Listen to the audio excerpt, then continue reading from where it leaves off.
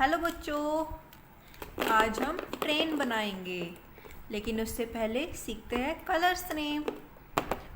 Blue colour, dark green colour, light green colour, black colour, brown colour, sky blue colour, purple colour, orange colour, light pink colour, yellow colour, dark pink colour, red colour.